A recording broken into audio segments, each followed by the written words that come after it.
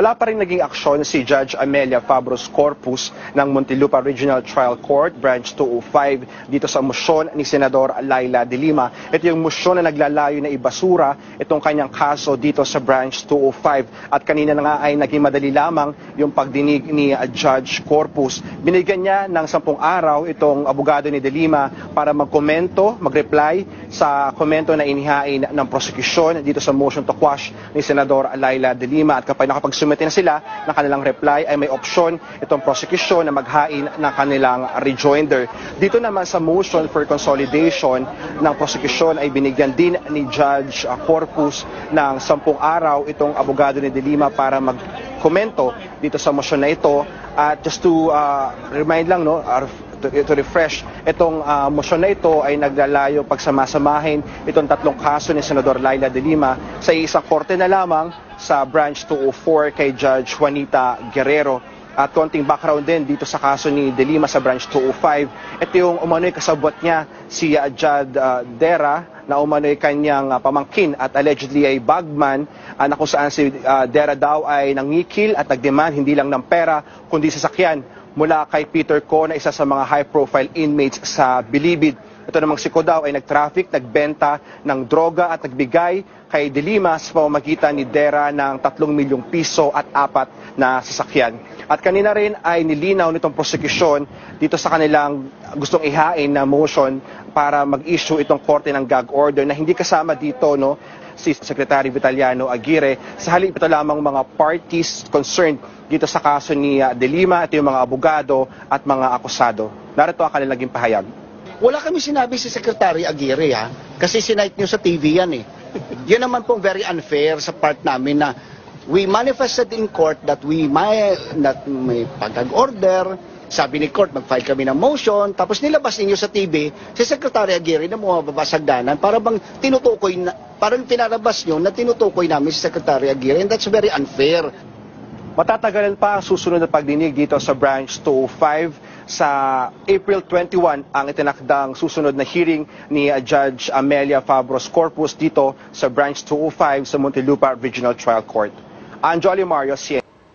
Bababa na po ako dito sa Senado at haharapin ko na po yung team ng CIDG na magsaserve sa akin ng warrant of arrest. So sasama na po ako sa kanila voluntarily. Nananalig po ako sa mahal na Diyos na malalampasan ko rin po lahat na ito. Na sa bandang huli, lalabas po ang katotohanan at makakamit ko po ang hustisya.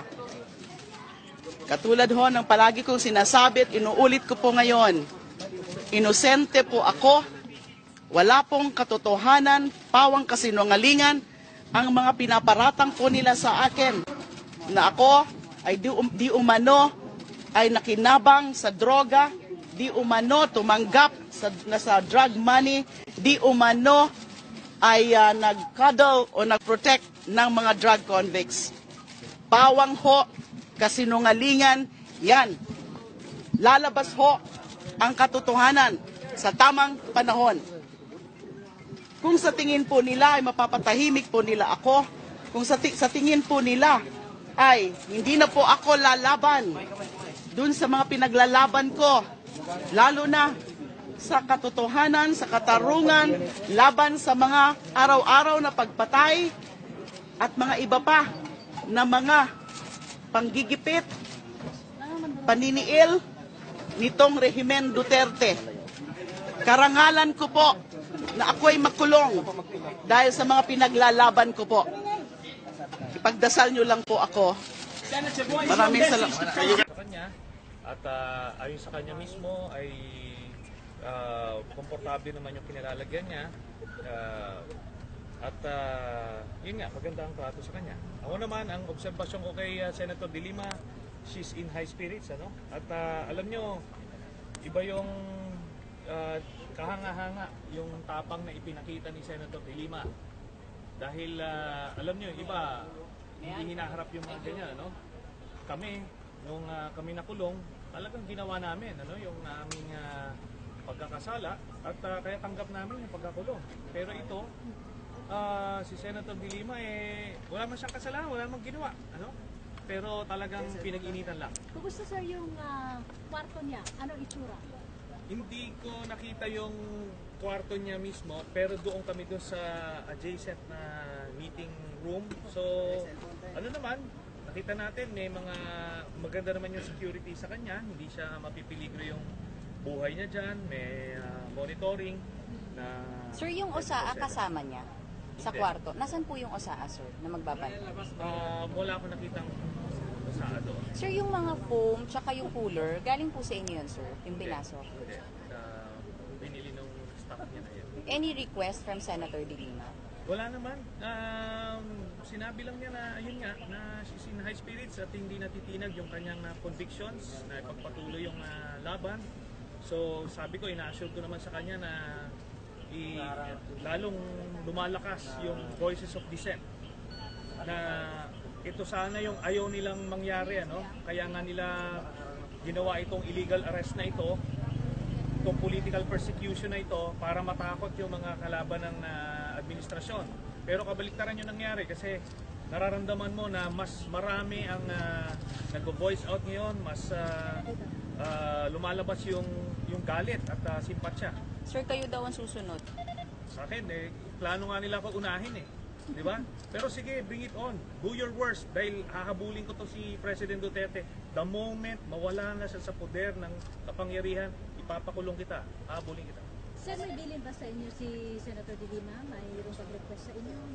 May pinapagawa sa inyo? Wala naman. Na yun nga, pinapahatid lang yung message na tuloy pa rin ang kanyang pakikipaglaban para sa kanyang mga advocacies at hindi nagtatapos ito sa kanyang pagpapakulong. Sir, for tonight, anong plano niyang gawin? Magpapahinga lang. Nakita ko na medyo ano siya, hindi siya ganong nakapahinga the past 24 hours. So I believe she's looking forward to having a good night's sleep. So medyo hindi maganda yung health condition niya. Kanina sa mataas ang BP daw. Mukhang nakarelax na siya. Mukhang nakarelax na siya. How about sir over the weekend? Anong plan doon gawin? Palagay ko yung mga pamilya niya bibisitahin siya, no? That's what they normally do. Pero ang sa akin, magandang ito, yung ipinakita niya will inspire millions of Filipinos. Imbis na matinag ay buhay ang laban. So, nagbigay ba kayo suggestions sa kanya how to deal with this situation? Hindi na siguro, no? Kasi sinabi naman niya na sanay siya sa Spartan living, pinalaki siya ng hindi naman maraming buhay. So, sabi niya, she can take it, she can have it.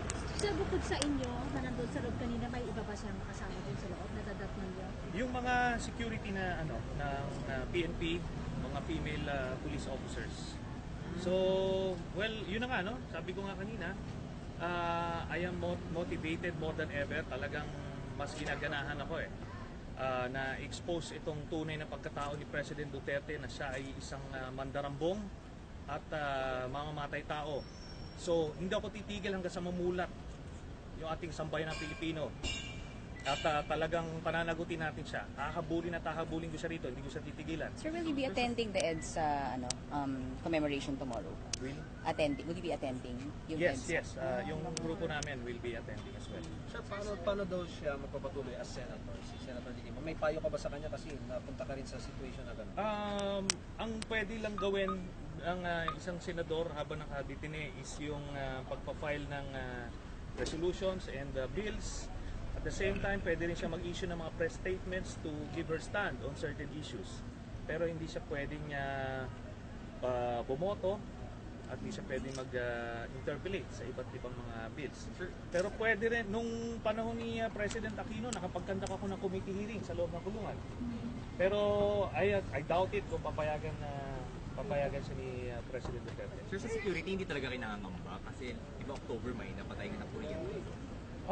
Nakausap naman natin yung mga nakadetain, yung mga security dyan, yung mga custodians dyan, mga dati ko na rin mga bantay noon. Ano?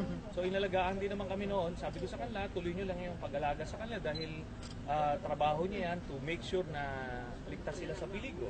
So, hindi rin naman nila papayagan yon dahil sila rin mananagot. Sir, sorry, ilang guards yung kasama niya ngayon sa loob? Marami. 5? 10? Hindi. Siguro sinamahan lang ako ni iba, pero may mga Yung close naka-steady. in sa kanya, yung steady ilan?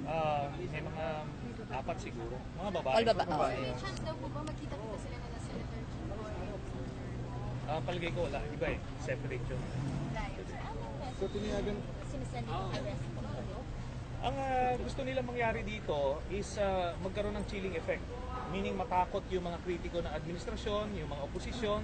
Pero sabi ko hindi ganun yung nangyari, no? On my part, hindi. Opposite yung nangyari. Lalo kong gaganahan dito eh. Doon naman sa ordinaryong tao, napansin ko lalong lumalakas yung boses at dumadaming kumukontra sa kanya. Sir, anything, Senator? Makapagpasok ng gadgets, laptop, cellphone? Wala. Bawal.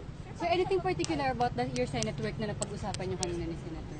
Senate work? Opo, tungkol sa mga trabaho niyo sa Senado. Wala naman. Ngayon kasi ang inaantabayanan natin yung hearing sa Thursday kay Arthur Las Cañas. So palagay ko, dyan sila kinakabahan talaga eh. Nangangatog ng mga tuhod nitong mga ito sa hearing na gagawin sa Thursday. So, ano i-expect natin sa hearing sa Wednesday?